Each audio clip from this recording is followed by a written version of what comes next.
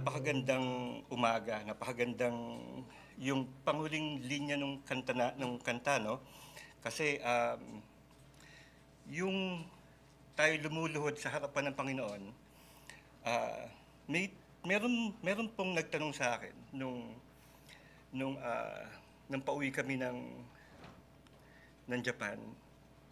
Sabi niya, "Kuya, ano yung ano yung pinakamaikling pwede nating maging guidelines sa buhay?"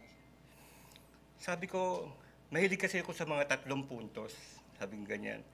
Sabi ko, yung tayo ay yumuyukod. Yumuyukod tayo o nakatungo tayo.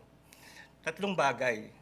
Sabi ko, yumuyukod o nakatungo tayo dahil meron tayong humility, yung magpakumbaba. Pangalawa, yumuyukod tayo at tumutungo dahil tayo nagdadasal. At yung pangatlo, yumuyukod tayo at tumutungo dahil tayo ay naghihintay sa Panginoon dun sa kanyang instruction. So yung 3 bagay na yon, sabi ko, kung ito ay isa sa buhay natin, wala lang tayo magiging problema sa ating pakikisama sa mga ibang Kristiyano o sa iba pang mga tao kasi that translates to yung buhay na pinakita ng Panginoon. Yung naging makapakumbaba siya, kahit na siya ay, alam natin na siya yung Diyos natin, siya pa rin ay naging example. Ayan.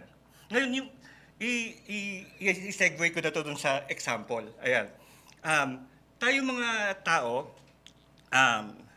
minumodelo natin yung sarili natin sa mga iba't ibang tao sa buhay natin. Meron akong isang kaibigan, ang pangalan niya Jerry. Yung tatay niya, si Tatay Ben, na wala na siya, kinuha siya ng Panginoon. Yun, meron siya mga kapatid, si Kuya Pedi, si Kuya Louie. Ngayon, pag nitignan ko sila, si Tatay Ben kasi mahilig siyang magbasa. Para siyang may library sa sarili niyang bahay. Library. Hilig siyang magbasa. Ngayon, nakikita ko, yung mga anak niya, pag nagkikita sila sa pagka weekend, pupunta kami sa bahay nila. Wala pang iPhone noon. Ang ginagawa naman kasi may sarili silang sulok. May dyaryo, may libro, sabihin nila, "Oh, tatay, nabasa mo na ba yung tungkol kay ganyan?" "Oo, nabasa ko na, gusto mong hiramin," ganyan. Mahilig silang magbasa. Ngayon, nakita ko ngayon, yung ang nakamulatan mo sa buhay mo ay gumagawa ng ganun, minumodelo mo yung sarili mo at yun ay nagiging ikaw. Ayan. Ngayon, pero hindi natatapos doon kasi yung sa naging ikaw, yung naialintulad mo sarili mo dun sa naging modelo mo, nababago pa rin yan. Kasi nababago tayo ng Panginoon. Kasi hindi nangyayari lagi na maganda ang nangyari dun sa isang tao. Minsan kasi, ang naging modelo mo, baka mamaya hindi maganda ugali. Diba? Pero, hindi natatapos ang paggawa ng milagro sa iyo ng Panginoon kasi mababago ka pa uli. Hanggang sa ang maging modelo natin ay ang Panginoon. Yan. Ngayon, meron isang tao sa Biblia na tinutukoy bilang isang modelo. O ito yung kasi kaya dapat naging modelo natin kasi ito yung umaayon sa puso ng Diyos. Sa English, a man after God's own heart, si David.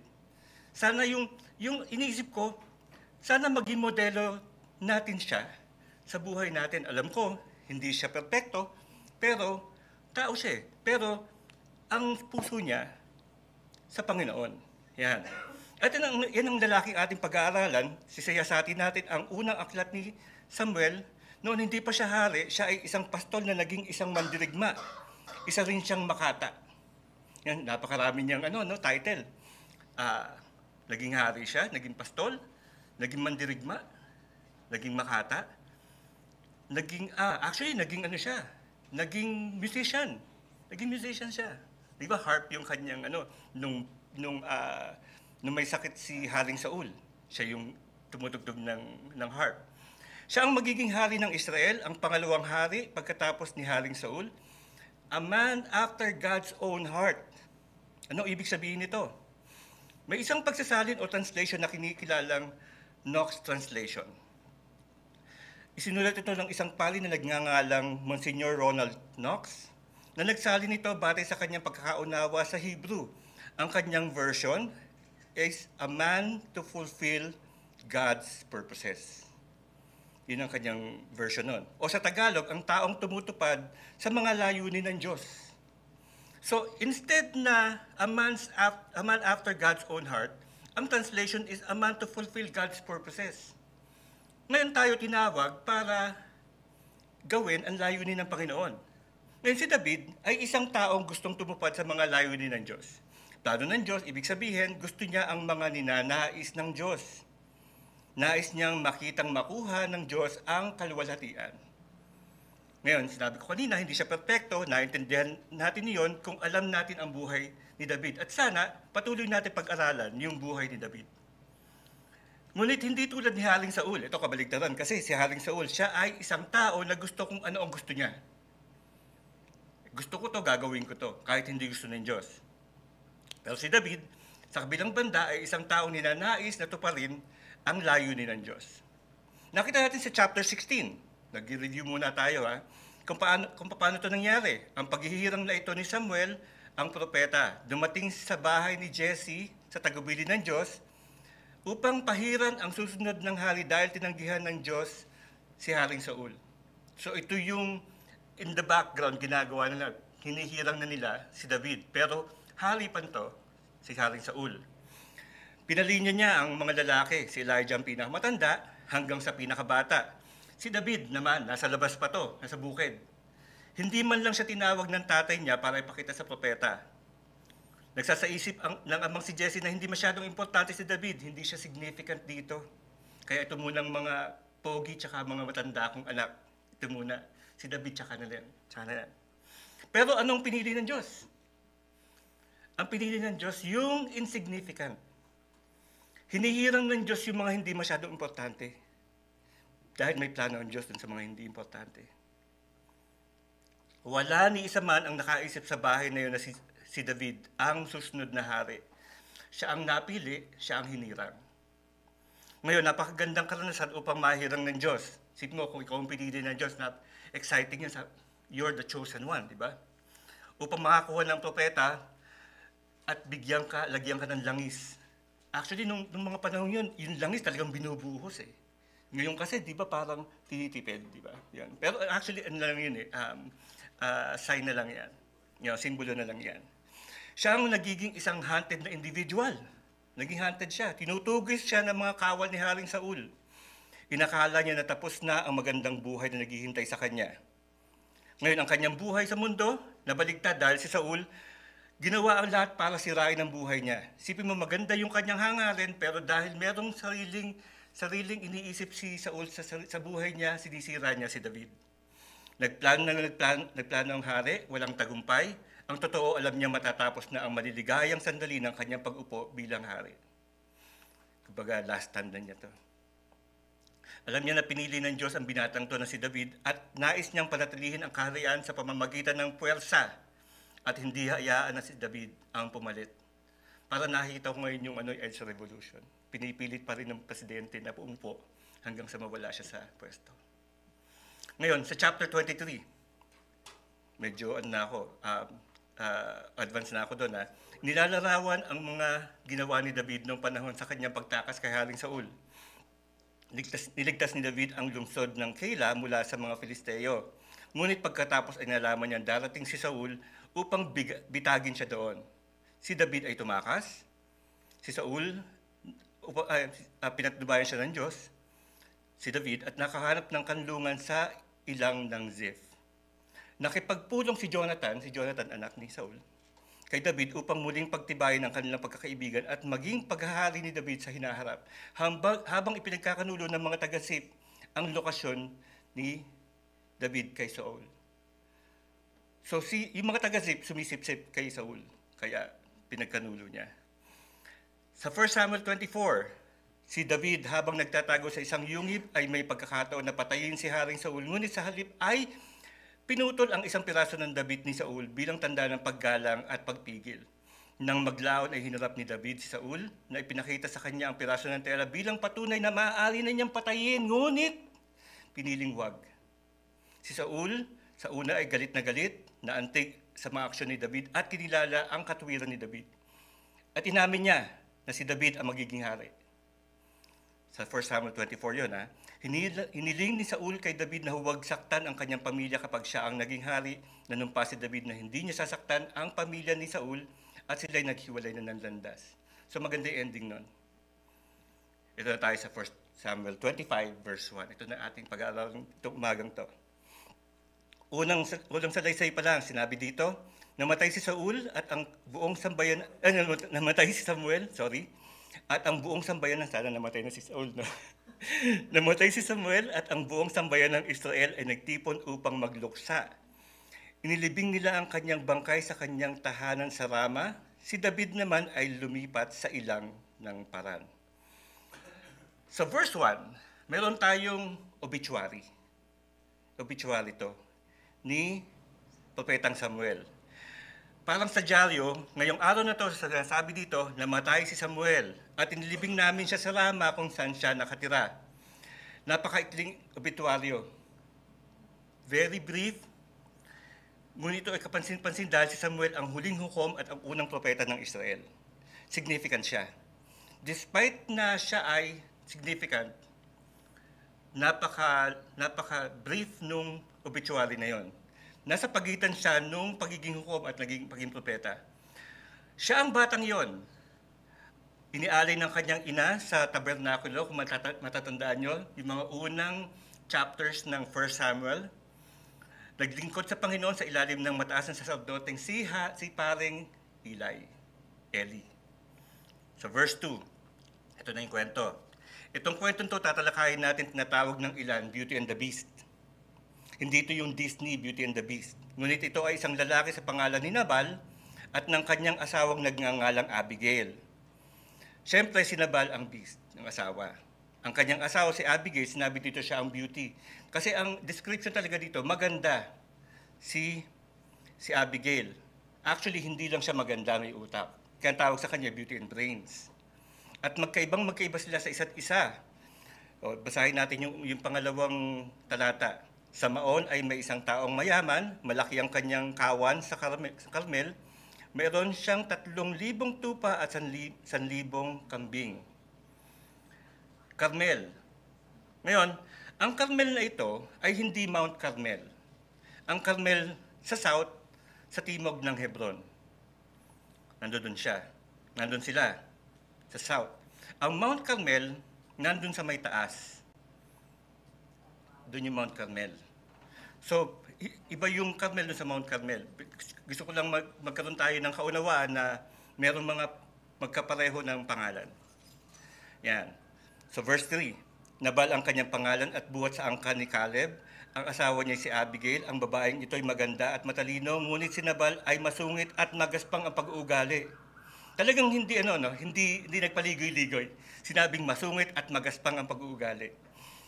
Ang pangalan ng lalaki ay Nabal.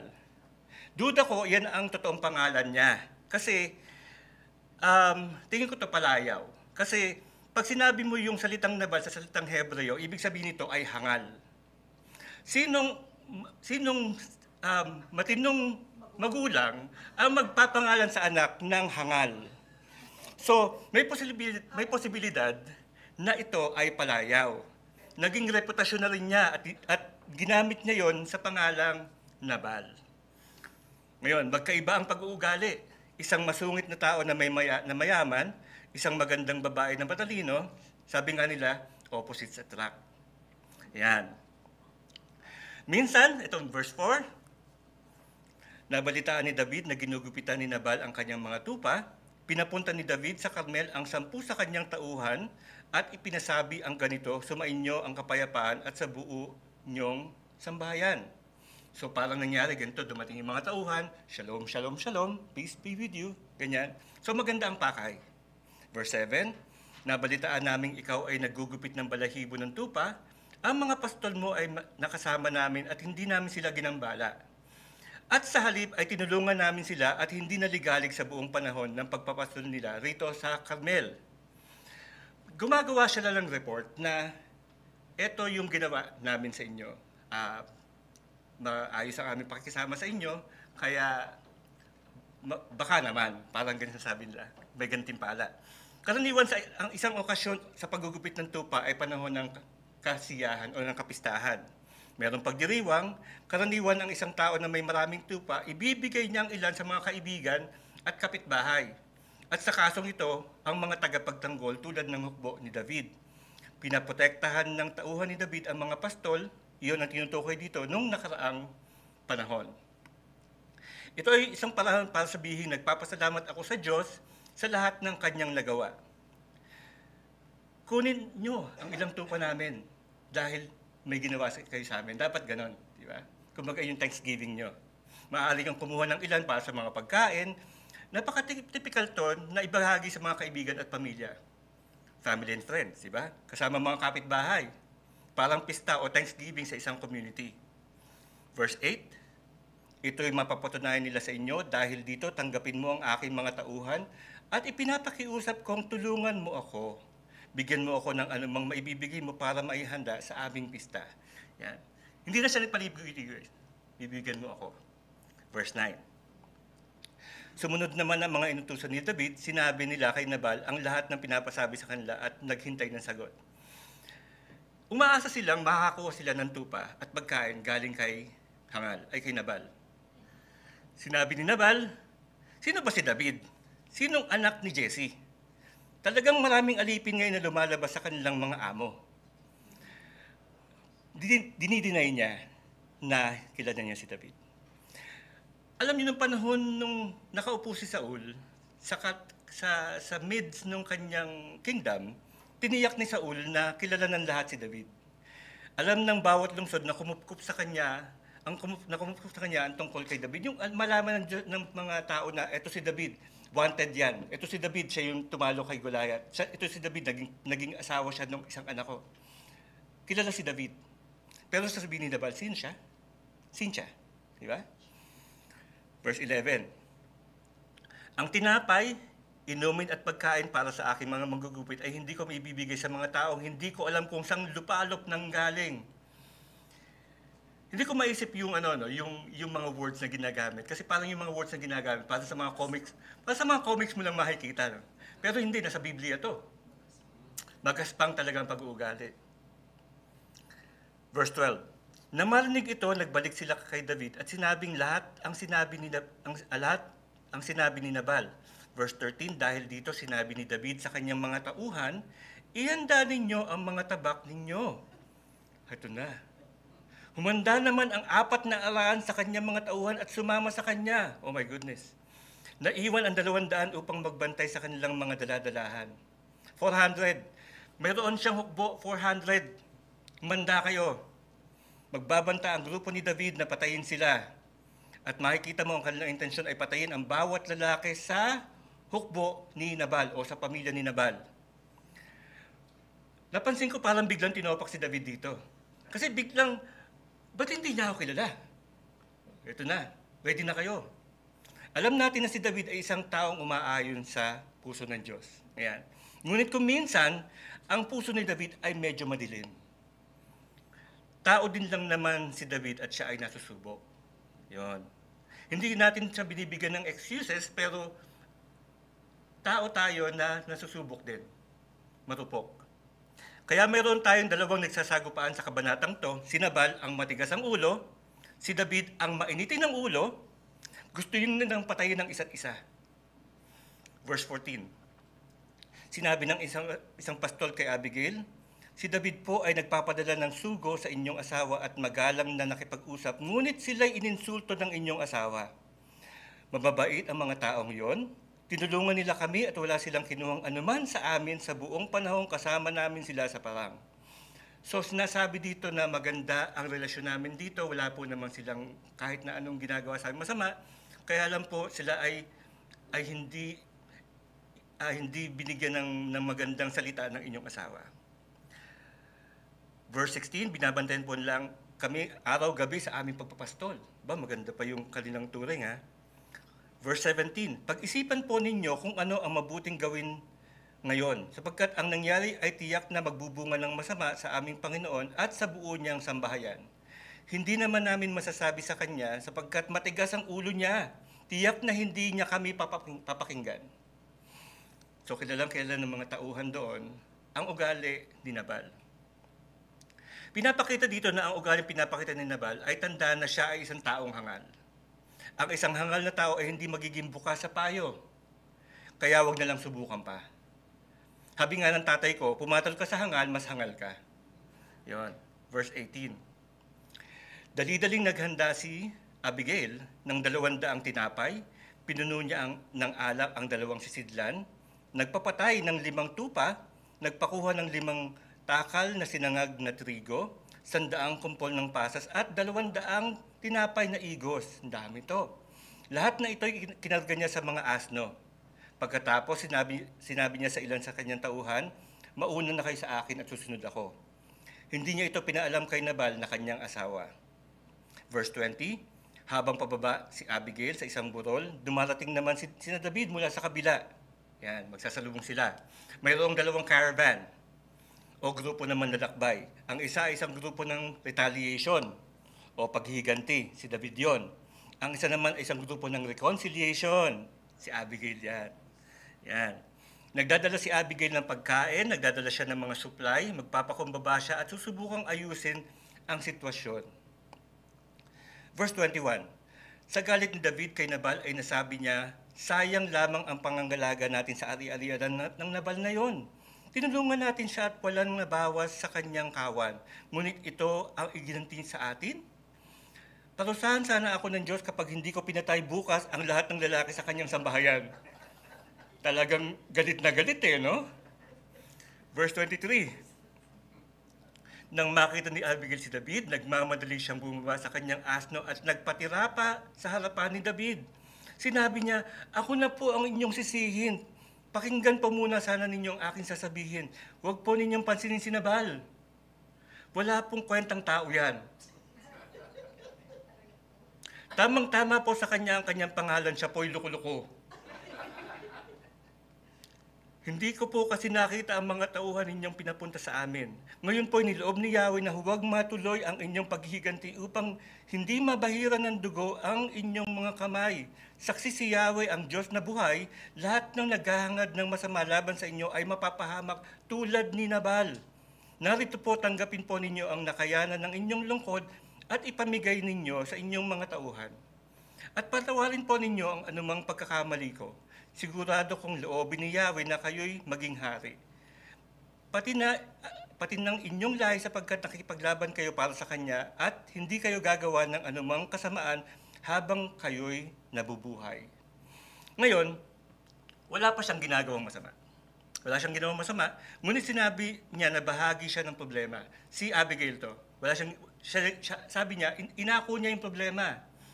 Ang atensyon niya ay nasa iba na wala siyang alam tungkol dito. So, si Abigail, dahil nga matalino siya, parte siya ng problema kasi pamilya niya yung gumawa ng kasamaan. So, inako niya yon. Humility. Sinabi din niyang, alam kong ikaw na ang susunod na hari, sabi niya kay David. Yan ay isang pahayag ng pagpapatibay sa verse 28. Sabi dito, di ba? At patawarin po ninyo ang anumang pagkakamali. Sigurado kong loloobin ni Yahweh na kayo'y maging hari. Yon. So meron na, alam ni Abigail na siya yung hinirang. Verse 29. Kung may magtatangkaman sa inyong buhay, iingatan kayo ni Yahweh na inyong Diyos. Ang mga kaaway naman ninyo ay ihahagis na parang bato ng tirador. At kung loobin ni Yahweh na maging hari na kayo sa Israel tulad ng kanyang pinangako, wala kayong pagsisisihan. Hindi kayo uusigin ng inyong budhi sapagkat hindi kayo pumatay ng walang sapat na dahilan o kayo naghiganti sa inyong kahaaway at sana'y maalaala nyo, ako sa sandaling marapati na ni Yahweh na maitatag na ang inyong sambahayan. Take note niyo na yung sana maalaala ninyo ako sa sandaling marapati na ni Yahweh na maitatag ang inyong sambahayan. Pag-usapan natin mamaya yan. Sinabi ni David kay Abigail, purihin si Yahweh na nagpapunta sa iyo rito. Salamat sa Kanya dahil sa iyong kabutihan, sapagkat sa ginawa mo'y nakaiwas ako sa pagpatay ng tao at magsagawa ng sariling paghihiganti. Verse 34, niloob niyang huwag ko kayong pagbuhatan ng kamay, saksi si Yahweh, ang Diyos na buhay, kung hindi ka na parito ngayon, bukas ng umaga ay patay na sana lahat ang lalaki sa inyong sambahayan. Tinanggap ni David ang mga dala ni Abigail. Pagkatapos sinabi niya rito, umuwi ka na. Huwag ka nang mag-alala at gagawin ko ang kahilingan mo. Ginrant niya yung request. Ito ay isang magandang halimbawa sa sinabi ng Proverbs 18:21 o Kawikaan 18:21.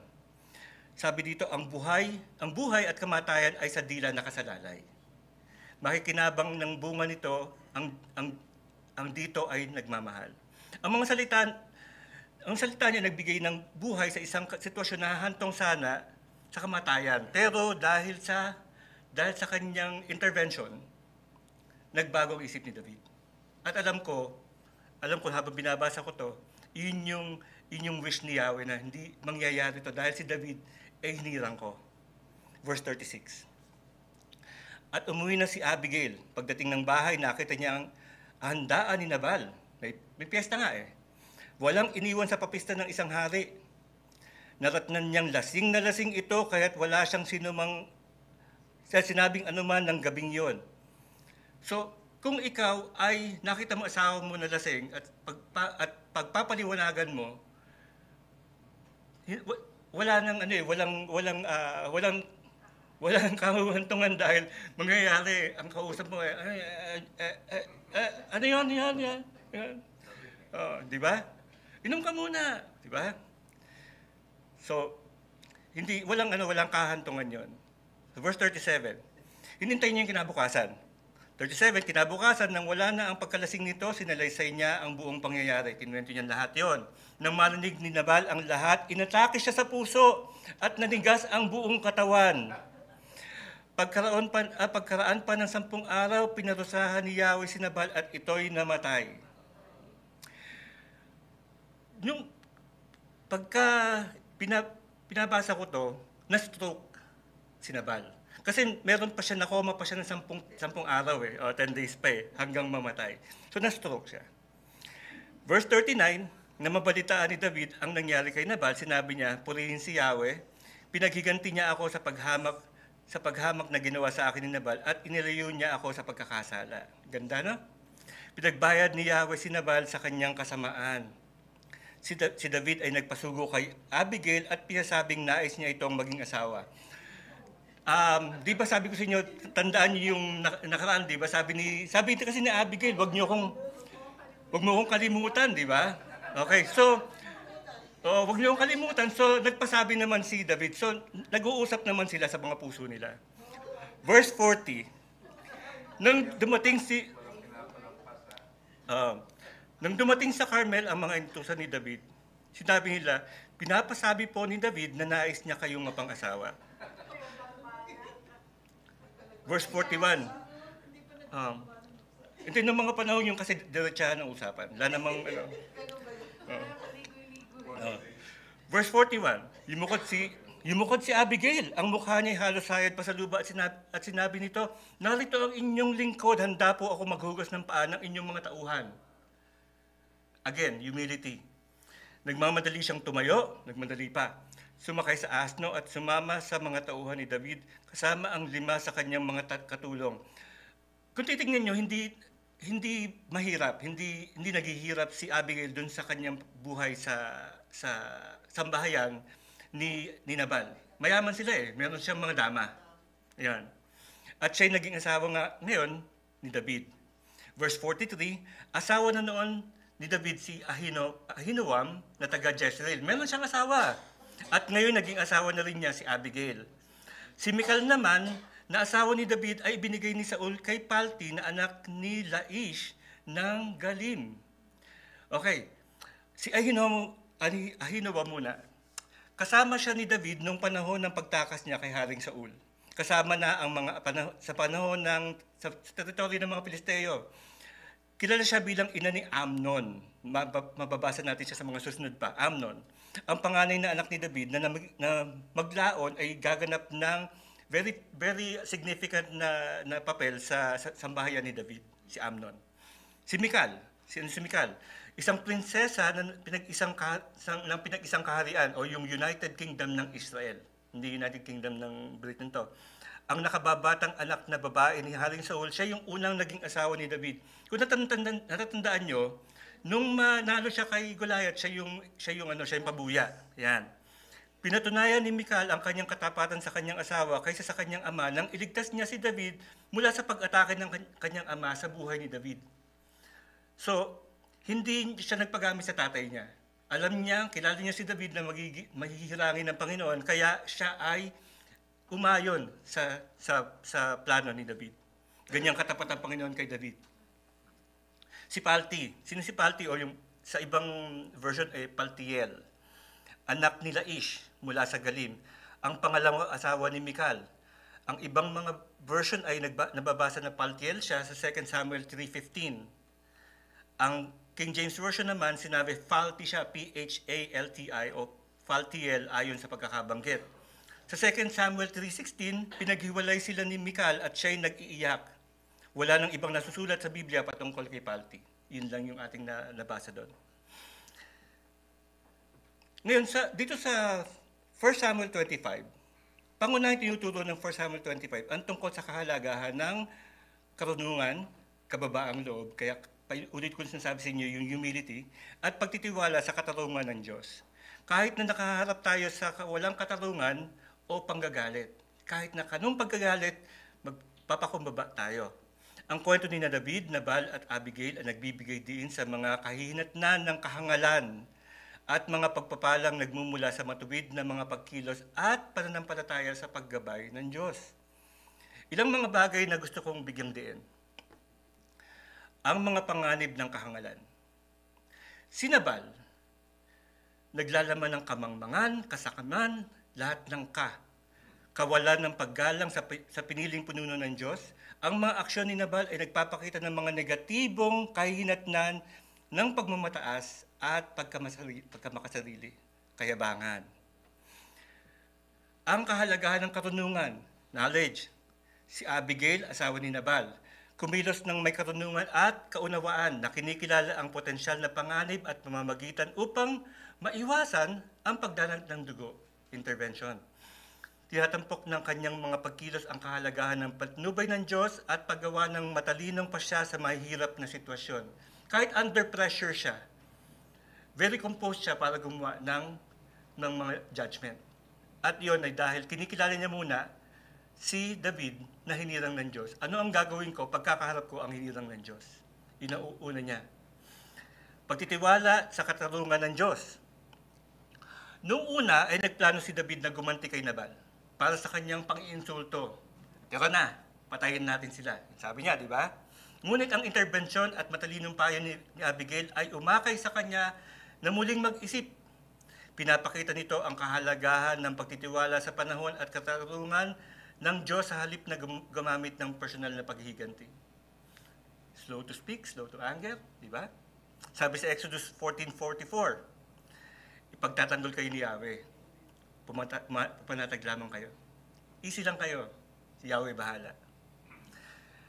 Ang pagpapala sa mapagkumbaba.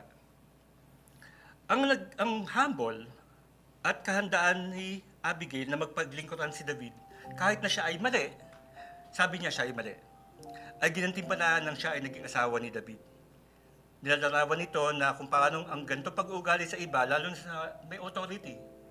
Inisip niya si David ay may authority, ay maaring humantong sa pagpapala o blessing. Yan. Yung ating pag-recognize sa Diyos at kung paano tayo mag-respond dun sa nangyayari, yun ang binibigyan ng pagpapala. Isang napakahalagang punto na ang pananampalataya ni Abigail sa plano ng Diyos ay mamamagitan ang Diyos sa ngalan ni David. Iingatan niya ang kanyang hinirang kahit nasa gitna ng labanan. Ang kanyang mga aksyon ay nagpapakita ng kapangyarihan ng pananampalataya na magdulot ng positibong pagbabago at maiwasan ang negatibong kahihinatnan. Sipin nyo, dapat patayan na yun. Pero nangyari, nagkaroon ng magandang kahihinatnan.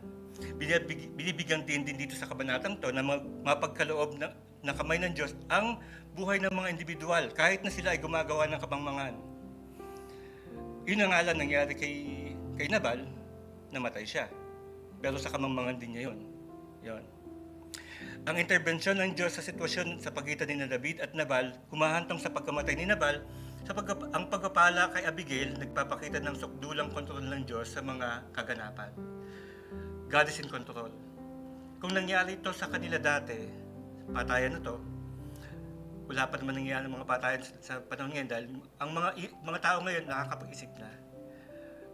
By control sa atin ang Diyos, yung sa buhay natin. Mapapansin natin yung kaguluhan sa paligid natin. Isipin lagi natin, kung may control ng Diyos dati, may control pa ng Diyos ngayon. Ayan.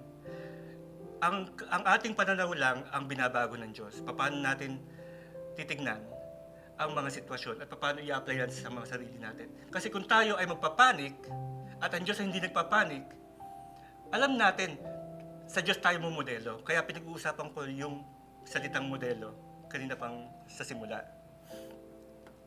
Dahil sa kanyang payo, iniigatan ng babaeng to na si Abigail mula sa paggawa ng isang bagay na pagsisisihan niya. Huwag mong itong gawin, David. Huwag mong patayin ang asawa ko at lahat ng lalaki sa sambahayan. Dahil alam ko magiging hari ka, ito yung sabi ni Abigail, at kapag naging hari ka na, ayaw mong lumingon ng may pagsisisi sa isang bagay na iyong ginawa. Hindi mo nais na ito'y isang masamang mantsa sa iyong buhay. Nakita ko yung kaibigan ko, nagpunta siya ng UK yata yun o sa Europe para panoorin niya yung bandang Oasis. Merong kanta ang Oasis na Don't Look Back in Anger. Naalala ko lang yung kanta kasi sinasabi niya baka mamaya tumitingin ka sa nakaraan mo, yung sa galit mo nangyari yon. Kaya wag. Ito ay magandang payo.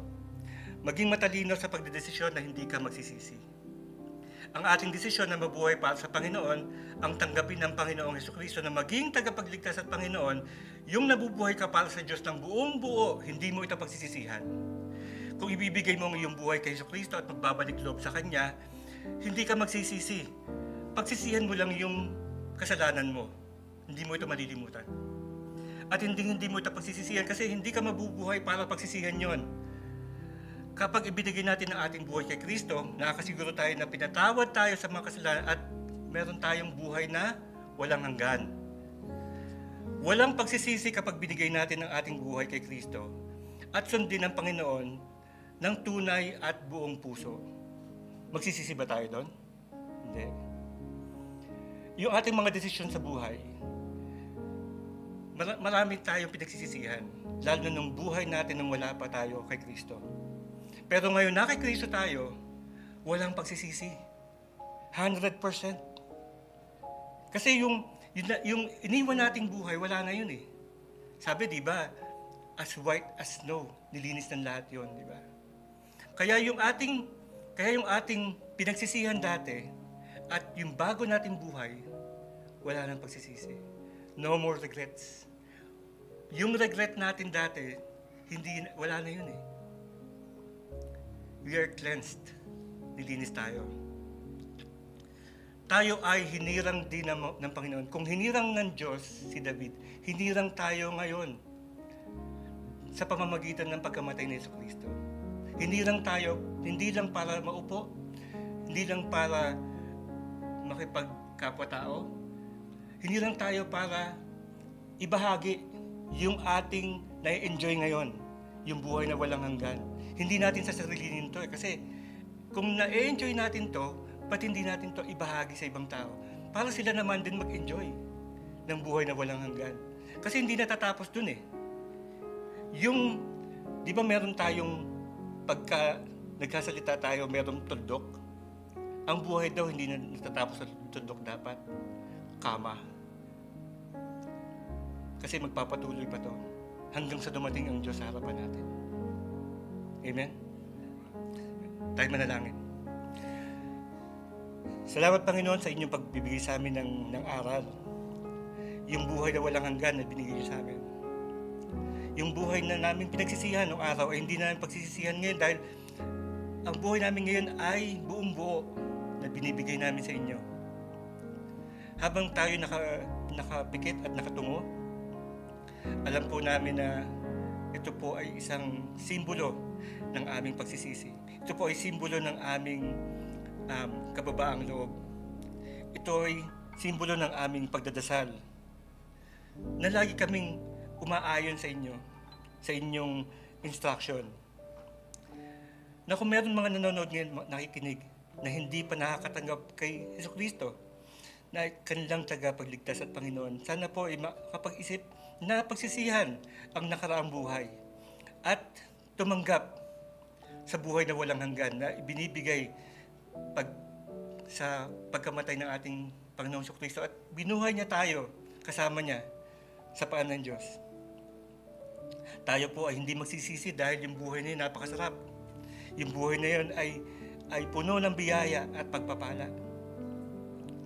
Hindi po namin ipagkakait sa ibang tao yung ini-enjoy naming buhay na walang hanggan. Na sana po dumating yung panahon, meron kaming boldness na ibahagi sa ibang tao na hindi pa nakakilala kay Jesucristo na kanilang Panginoon at tagapagligtas, na sila ay magsisi sa kanilang mga kasalanan at kalimutan na ang buhay na nakaraan at humarap sa bagong kinabukasan kasama si Jesucristo, maglalakad at magkakaroon ng pananaw